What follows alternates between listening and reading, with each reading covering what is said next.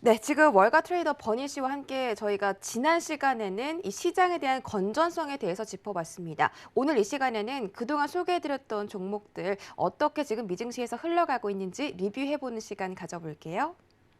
So previous to this, we've talked about the composite market as a whole and how the health of the market is, which sectors are doing better, which sectors are underperforming. Then we also looked at the internals of the market, and we could see that there was an erosion in the midsection of the stocks in the NASDAQ 2500 composite list. And that erosion, we've had that erosion twice this year, June, July into August, and then basically late October into current.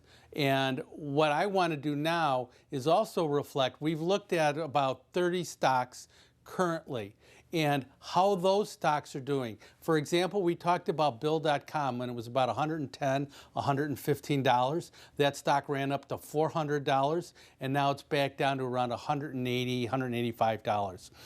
These are the things that we want to think about is like, what's the health of the stocks that we've looked at so far?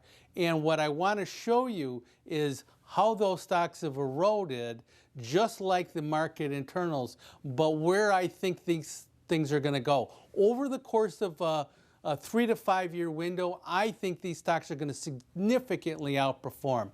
These are, generally speaking, growth stocks in industries that are going to grow substantially between now and 3 to 5 years out from now. They're all well-managed companies, and the founders or the CEO owns a substantial amount of those stocks on so many of these different stocks.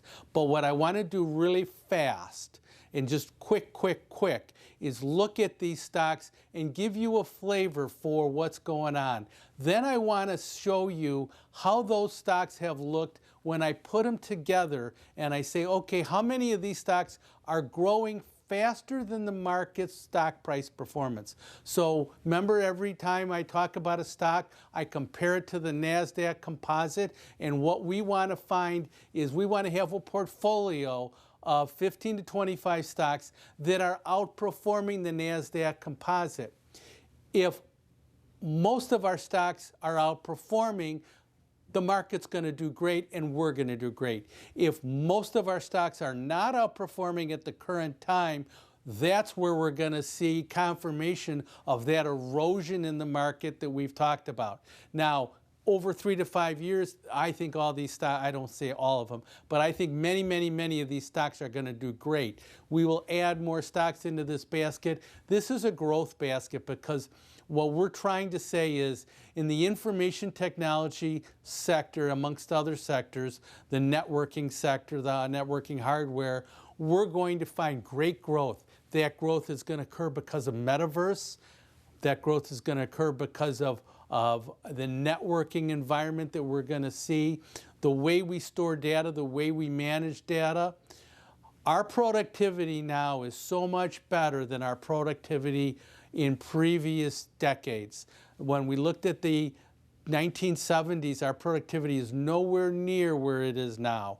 This is great productivity, and we can thank the computers and everything else we do because of that. Just-in-time inventory management, all sorts of new technology, that sort of thing.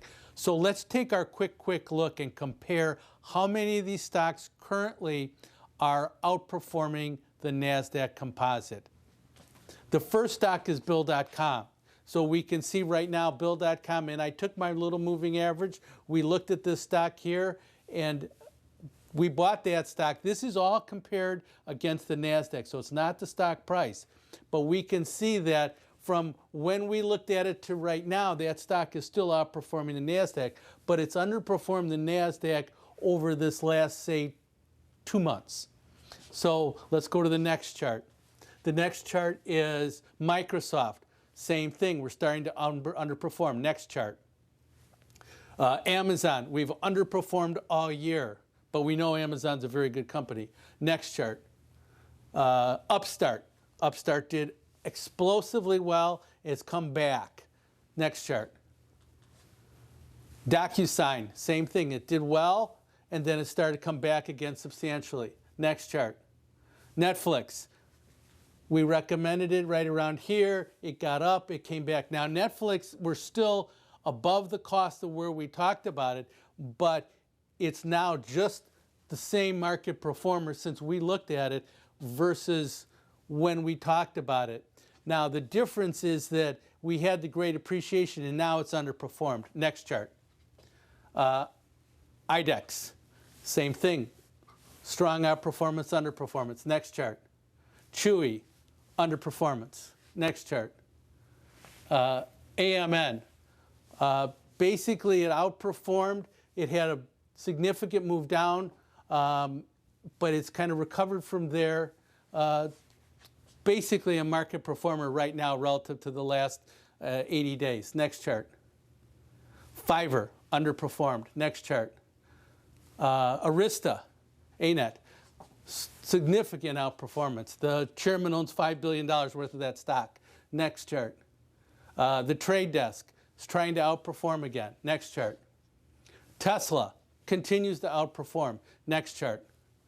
CrowdStrike, underperformed since mid-November. Next chart. Zscaler, significant outperformance. It's underperformed lately. Next chart. Shopify.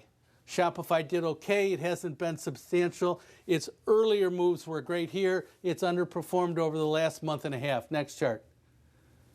Unity Software. Big outperformance, now underperformed. Next chart. Facebook, okay, underperformed since late September, early October. Next chart. Starbucks, underperformed pretty much all year. Next chart. Roblox, big outperformance, kind of comebacks, trying to do better. Next chart. Snowflake, big outperformance, now it's starting to underperform again. Next chart. Akami, it's starting to outperform again. Google, great outperformance, now it's underperforming. Next chart. Apple, great outperformance. Next chart. Lucid, still strong outperformance. Next chart. Disney, underperformed all year since April. Hasbro, starting to outperform. So, one more chart maybe? Yeah. Boeing Aircraft, starting to outperform. But Boeing Aircraft is a more defensive stock. Next chart. NVIDIA, outperformance all year. Next chart. So, we went through 29 stocks. My point is that how many of these stocks, these are all quality stocks, how many of these stocks are outperforming the market? And the way I measured it is, how does it look at the end of the month? How many of those 29 stocks are outperforming the market? And we can see that early in the year we did great, then we started to come back up. This is our 50% line. We were above 50%, but now look at, we spent 3 months below and we've just continued to erode. So we want this line to get back above 50. If we think about this, if we have picked good stocks, which all of these stocks are, once we absorb the selling and they start to rotate higher, I look for this percentage to start to move back up. So is this a better buy opportunity or a sell opportunity? I think down here, it's a better buy opportunity. 80% of the years the stock market goes higher.